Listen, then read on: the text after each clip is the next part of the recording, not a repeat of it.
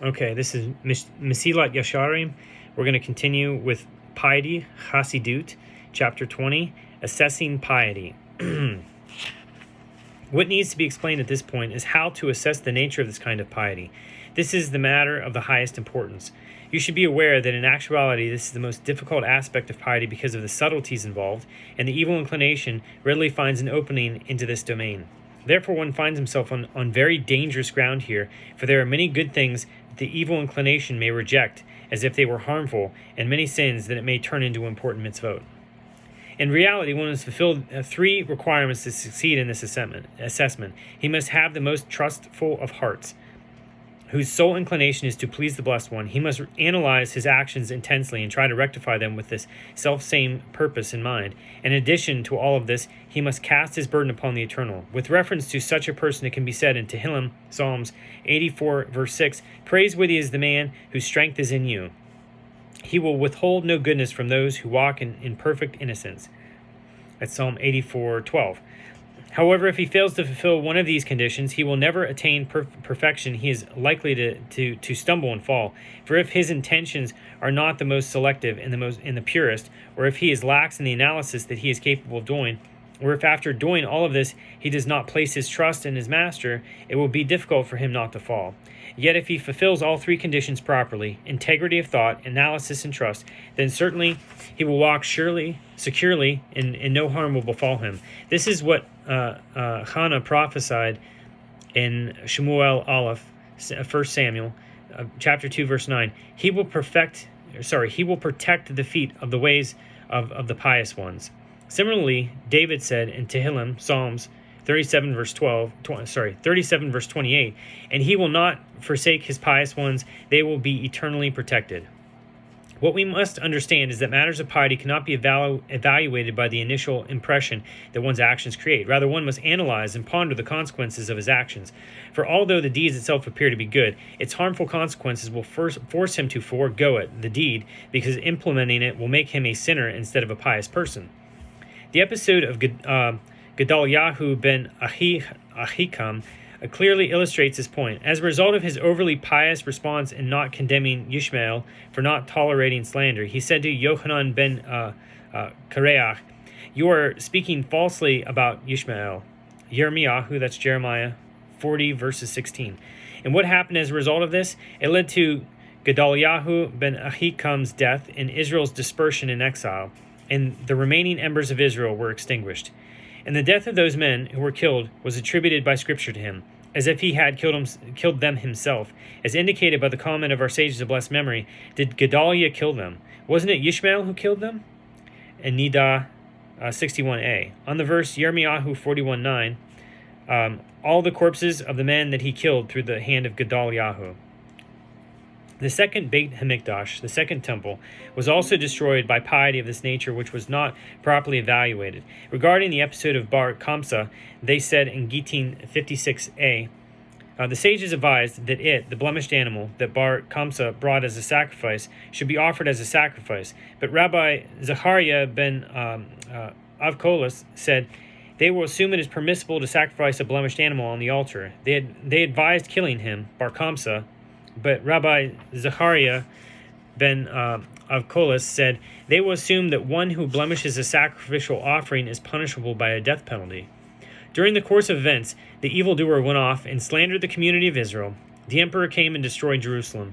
This is what Rabbi Yochanan was referring to when he said, the humility of Rabbi Zechariah destroyed our Beit HaMikdash, burned our sanctuary, and exiled us among the nations. So you see, one should not judge the piety of a deed by the initial impression it makes. Rather, one must appraise, as far as his intelligence will permit, the overall implications until he is able to objectively assess what will serve him better, doing the deed or not doing it.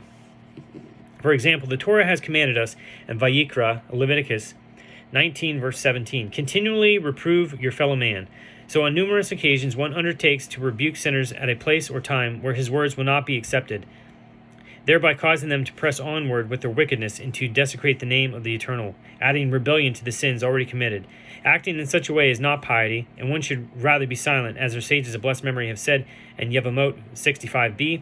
Just as it is a mitzvah to say what will be heard, it is also a mitzvah not to say what will not be heard. what someone will not accept. So likewise, it is obvious that a person ought to run to fulfill a mitzvah and to try to be among those who occupy themselves with its performance. But there are times when this may lead to disputes, and when the mitzvah will be debased and the name of heaven will be desecrated more than it will be honored. Under such circumstances, it is surely incumbent upon the pious person to forego the performance of the mitzvah rather than to pursue it.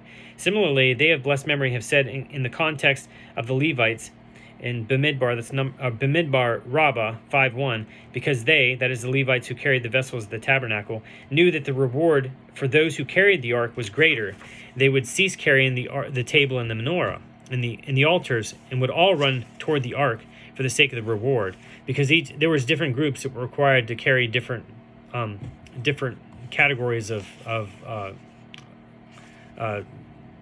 temple equipment, tabernacle equipment, and artifacts. So this led to quarrels, one saying, I'm carrying it on this end, and the other saying, I'm carrying it on this end. This in turn led to frivolous behavior on the part of their penalization by the divine presence. A person must observe all the mitzvot meticulously without fear or embarrassment, no matter in whose presence he finds himself. As is stated in Tehillim, Psalms 119:46, it says, I will speak of your testimonies before kings, and I will not be ashamed. Similarly, we have been taught in Pirkei Avot 5:20, be as bold as a leopard, light as an eagle, fleet as a deer, courageous as a lion, to do the will of your Father in heaven. Rabbi Yehuda ben Tema. Yet, even here, one must use discrimination and discernment, because the need to set one's face like a stone refers only to the mitzvot themselves, since our obligation to fulfill them is absolute. However, there are certain additional aspects of piety that a person were able to practice them publicly would cause people to make fun of him and ridicule him, rendering those people sinners and liable to punishment because of him. In actuality, he could have refrained from these things, since they are not absolutely obligatory. In this case, it is surely more benefiting a pious person, to forego something of this nature rather than to proceed with it. This is what is stated in Scripture, Micah, chapter 6, verse 8, and to walk modestly with your God. Many outstandingly pious men refrain from their accustomed ways of piety when in public to avoid the appearance of haughtiness. In summation, anything that is an essential part of the mitzvah must be performed despite all mockery, while what is not essential and causes derision and sarcasm should not be performed. We see from this that one who truly wants to conduct himself in a pious manner must assess all his actions in relation to their consequences and in relation to the circumstances surrounding them, the time, the social environment, the situation, and the place. If abstaining from a deed will lead to greater sanctification of the name of heaven and will be more pleasing to him than complying with it, then a person should abstain from doing this. Or if one deed appears good now, but its consequences are foreseen as bad later, or the circumstances under which it occurs are bad, while another deed appears bad but will emerge from its good, the totality of one's actions should be defined in accordance with the outcome and the consequences, for this is the true fruit of one's deeds. All of this can only be conveyed to an insightful heart and an honest mind, for the details are endless and cannot be delineated. And the Eternal will impart wisdom from his mouth, come knowledge and understanding.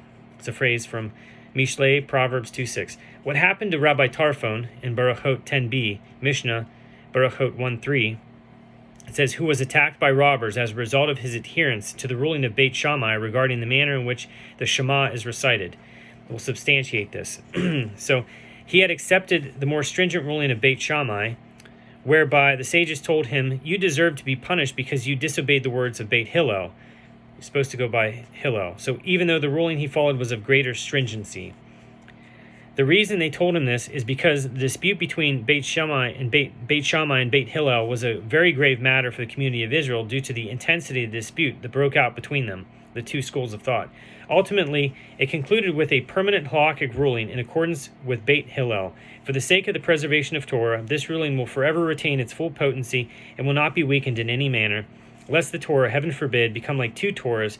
Therefore, the opinion of this Mishnah is that there is greater piety adhering to the ruling of Beit Hillel, even if it involves greater leniency, than to act more stringently in accordance with the ruling of Beit Shammai.